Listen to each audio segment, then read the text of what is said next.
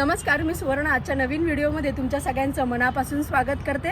बऱ्याच वेळेला आपण फिरण्यासाठी बाहेरची ठिकाणं शोधत असतो, पण ज्या गावात आपण राहतो तिकडचीच ठिकाणं पाहायची आपली राहून जातात। म्हणूनच आजचा स्पेशल व्हिडिओ मी तुमच्यासाठी घेऊन आलेली आहे। आज मी आलेली आहे पुण्यामध्ये एक ऐतिहासिक महत्त्व असलेल्या पर्वतीला। चला तर मग व्हिडिओला करूया सुरुवात आणि पाहूया या पर्वतीचं एक ऐतिहासिक आणि धार्मिक महत्त्व। व्हिडिओ माझा शेवटपर्यंत नक्की बघा, कारण की हा व्हिडिओ तुमच्यासाठी वेगळा होणार आहे। पर्वतीला चढायला सुरुवात केल्यानंतरच काही अंतरावरती जे वॉकिंगसाठी येतात त्यांच्यासाठी त्यांनी इथे एक्सरसाइजचे पॉइंट सुद्धा क्रिएट केलेले आहेत। या आपण ते पण बघूया। दररोज शेकडो पुणेकर पहाटे आरोग्य राखण्यासाठी पर्वतीस येत असतात।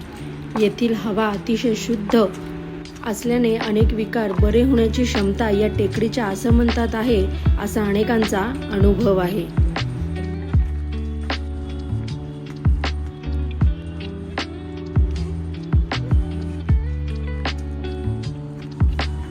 पर्वती पुण्यातील हे अतिशय रमणीय गिरिस्थान समुद्र सपाटीपासून अंदाजे 600 मीटर व पायथ्यापासून अंदाजे 260 फूट इतक्या उंचीवर आहे। पर्वतीच्या माथ्यावर दाखल होण्याकरता एकूण 108 पायऱ्या चढाव्या लागतात। हे स्थळ बाजीराव पेशवे यांचे पुत्र नानासाहेब पेशवे यांचे आवडीचे ठिकाण असून या स्थानाच्या विकासात त्यांचे खूप योगदान होते। या ठिकाणच्या महात्म्याविषयी अनेक दंतकथा आहेत। त्यापैकी एक म्हणजे नानासाहेब पेशवे यांच्या आई काशीबाई यांना पायाचा त्रास सुरू झाला होता। अशा वेळी फार पूर्वीपासून अस्तित्वात असलेल्या या टेकडीवरील पार्वती देवीस नानासाहेबांनी नवस केला व आपल्या आईची पीडा लवकर दूर व्हावी अशी प्रार्थना देवीकडे केली। याचा योग्य तो परिणाम होऊन काशीबाई बऱ्या झाल्या व त्यानंतर या स्थानाची महती नानासाहेब यांना पटवून त्यांनी पर्वती देवीचे फार भव्य देवालय या ठिकाणी बांधले। दर एकादशीस देवीच्या दर्शनास जाण्याचा नानासाहेब यांचा नियम होता। पायऱ्या चढून आल्यानंतर समोरच आपल्याला पाहायला मिळतं विठ्ठल रखमाईचं मंदिर। चला तर मग दर्शन घेऊया आधी।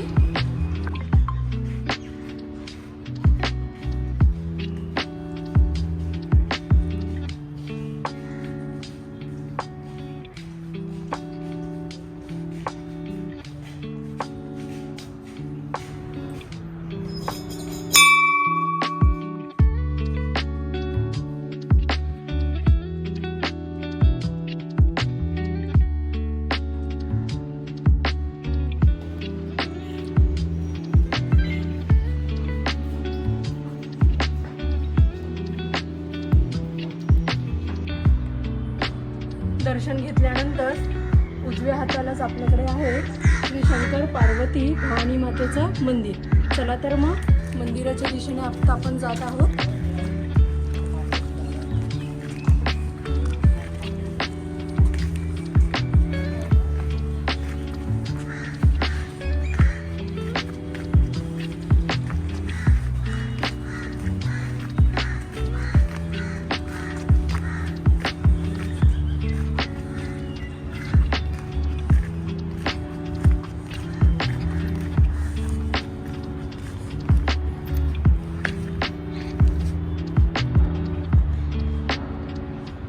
हेच आहे ह्या पर्वतीचं मुख्य आकर्षण, श्रीमंत नानासाहेब पेशवे स्थापित श्री देवदेवेश्वर मंदिर।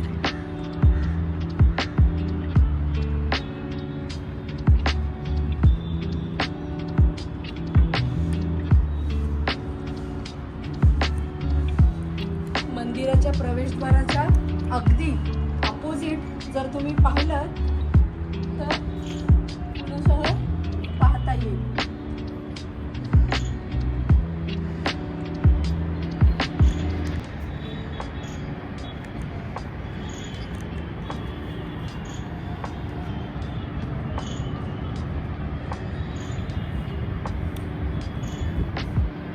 थंडीला सुरुवात झाल्या कारणाने पुन्हा मस्त धुक्यात दिसतंय।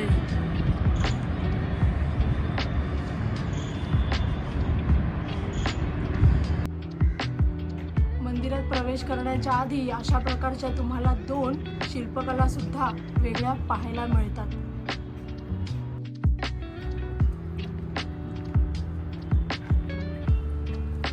कमान पाहिली किती त्यांनी छान केली आणि वेगळी केली आहे, ज्याच्यातून आतला मंदिराचा कळस खूप छान दिसतोय आणि समोरच नंदी मंडप आहे.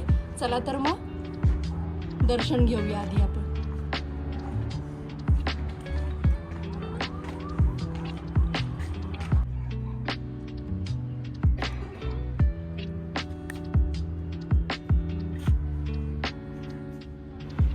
मराठा साम्राज्याचे पंतप्रधान नानासाहेब पेशवे यांनी पर्वती टेकडीवर श्री देवदेवेश्वर मंदिर बांधून घेतले. 23 एप्रिल 1749 रोजी या मंदिराची स्थापना येथे करण्यात आली होती.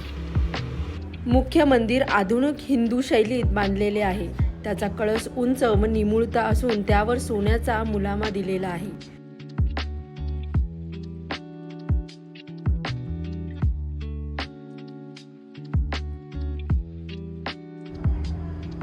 शिवपार्वतीचं दर्शन आपलं झालेलंच आहे. मंदिराच्या आजूबाजूला एक छोटी छोटी मंदिरं त्यांनी बांधलेली आहेत. त्यातलं सर्वात पहिलं मंदिर आहे श्री सूर्यनारायणांचं मंदिर. मूर्ती अतिशय रेखीव आणि सुंदर आहे.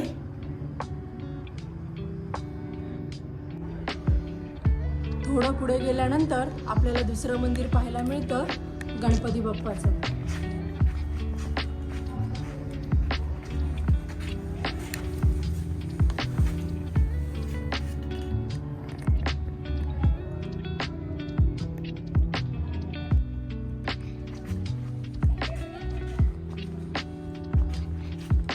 तिसरं मंदिर पाहत आहोत, हे आहे श्री पार्वती आणि श्री भवानी मातेचं मंदिर.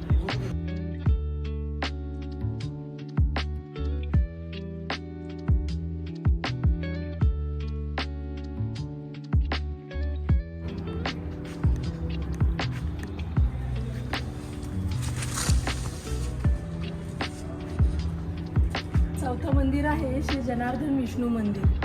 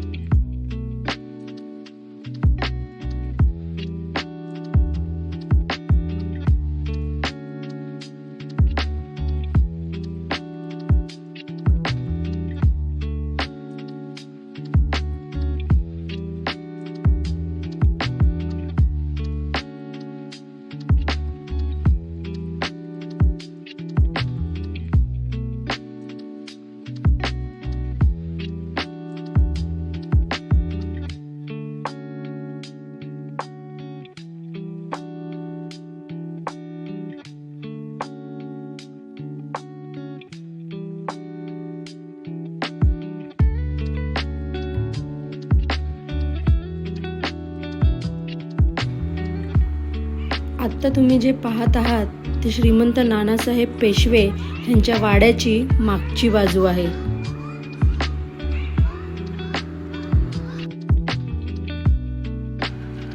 काय मग व्हिडिओ पाहिल्यानंतर पर्वती टेकडीला यायची इच्छा झाली की नाही? 103 पायऱ्या आहेत म्हणून घाबरू नका, त्या अरुंद आहेत. तुम्ही नक्की सावकाश या पायऱ्या चढून येऊ शकता. टेकडीच्या माथ्यावर आल्यानंतर देवदेवेश्वरचं मंदिर, संग्रहालय, कार्तिक देवांचं मंदिर हे सगळं पाहिलं ना की मन अगदी प्रसन्न होईल. इकडचं निसर्ग सुद्धा पाहण्यासारखा आहे. मग पुन्हा कधी येताय पर्वतीला? लवकरच भेटू नवीन व्हिडिओमध्ये. तोपर्यंत थँक्यू. Bye bye.